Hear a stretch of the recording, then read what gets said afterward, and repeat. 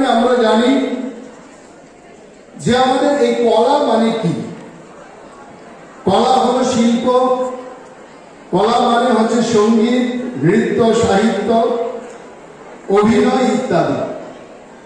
আর আমাদের ভারতবর্ষ হলো কলার একটা তীর্থভূমি, যে তীর্থভূমিতে সৌন্দর্য, সাধনা এবং সংস্কৃতি একাকার হয়ে আছে।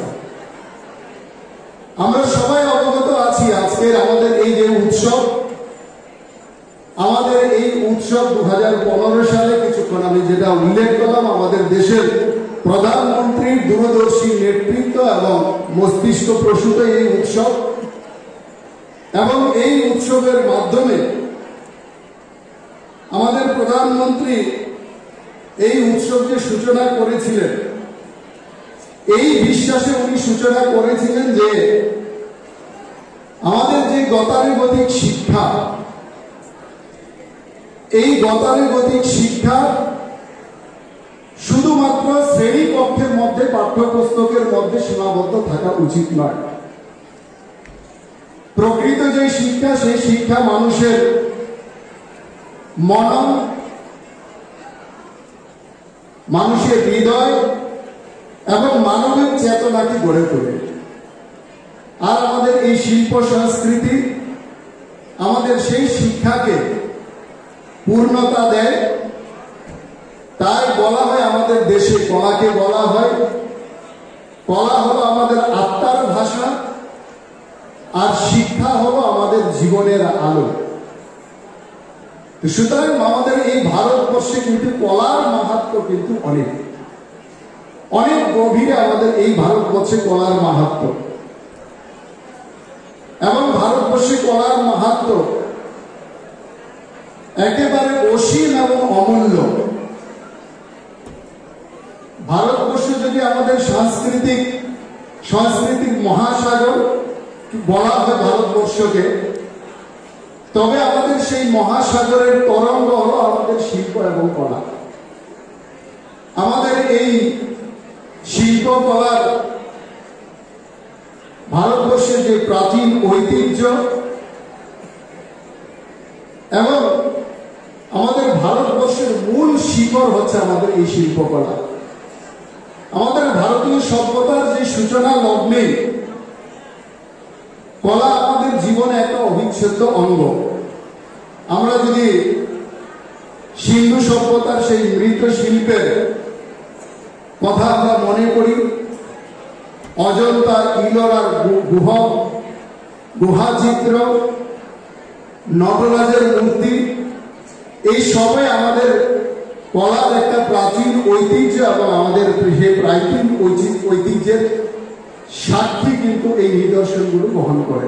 আধ্যাত্মিক সাধনা, সেই সাধনা কিন্তু সবসময় আমাদের দেশে কলার সঙ্গে সেটাকে যুক্ত করা হয়েছে। আমরা ভগবান শিবের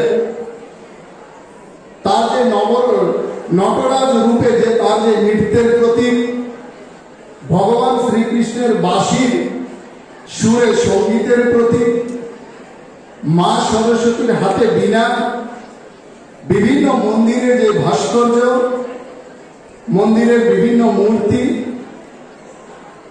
প্রাচীর যে চিত্র, সেগুলো কেবল আমাদের সৌন্দর্য নয়, আমাদের সেই আধ্যাত্মিক জগতে সেই শিল্পকলা কিন্তু আমাদের ভক্তিরও কিন্তু সেখানে প্রকাশ ঘটায়। ভারতবর্ষের আমাদের প্রতিটি দেশে, এমনকি আমাদের ত্রিপুরাতেও প্রতিটি প্রান্তে নিজ নিজ ক্ষেত্রে কিন্তু সেই শিল্প রূপ আমরা ভারতবর্ষের প্রত্যেকটা রাজ্যে, প্রত্যেকটা অঞ্চলে সেখানে আমরা দেখতে পাই। ভারতনাট্যম, কথাকলি, মণিপুরে যেমন মণিপুরি, উড়িষ্যায় ওড়িশি, কত্থক নৃত্য, হিন্দুস্তানি ও কর্ণাটকী শাস্ত্রীয় সঙ্গীত, মধুবনী, পটচিত্র, ওয়ারলি ইত্যাদি আমাদের যে লোকশিল্প, সেগুলো আমাদের ভারতবর্ষের বিভিন্ন প্রদেশে কিন্তু আমাদের এই ভারতবর্ষকে বৈচিত্র্যের মধ্যে যে আমাদের যে ঐক্য এবং সেই ঐক্য এই সাংস্কৃতিক পরিমণ্ডলের মধ্যে দিয়ে কিন্তু আমাদের সারা ভারতবর্ষের মধ্যে ফুটে উঠেছে। ভারতীয় সাহিত্য, কবিতা এবং সঙ্গীত যেমন মানবিক চেতনার সবচেয়ে বড় সম্পদ, আমাদের রবীন্দ্রনাথ, আমাদের কালিদাস, আমাদের বাল্মীকি থেকে নজরুল, তুলসীদাস, কলার মাধ্যমে তারা আমাদের মানব জীবনকে সমৃদ্ধ করেছেন। বিভিন্ন দিকে সারা বিশ্বের মধ্যে আমাদের ভারতবর্ষের নাম তারা উঁচু করে তুলেছেন। আমাদের বর্তমানেও ভারতবর্ষের যে চলচ্চিত্র আজ বিশ্বের মধ্যে সবচেয়ে বড় শিল্পকলা, সেটা আমরা সবাই জানি।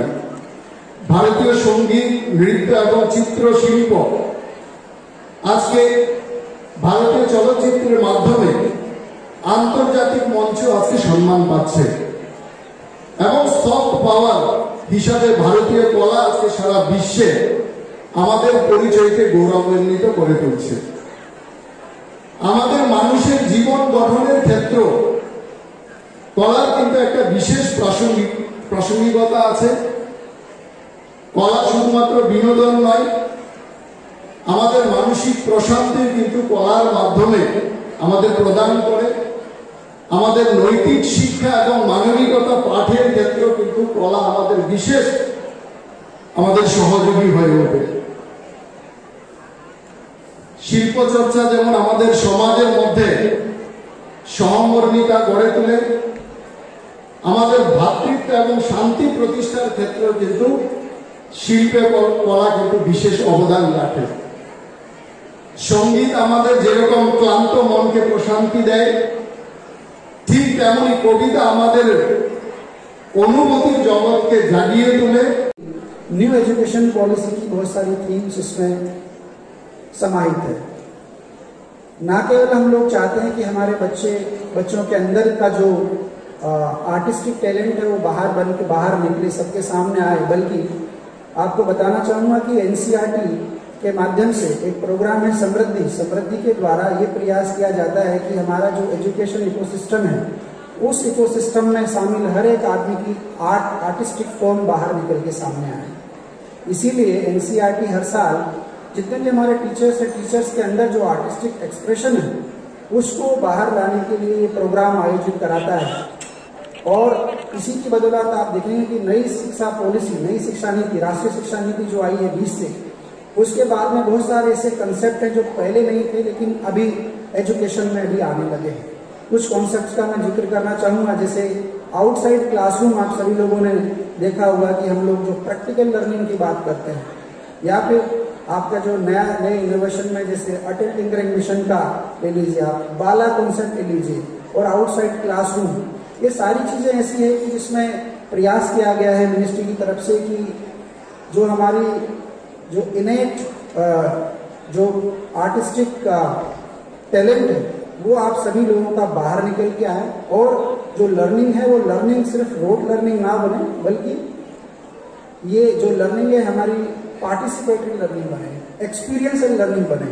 तो उसी को ध्यान में रखते हुए ये प्रोग्राम हम लोग आयोजित कराते हैं।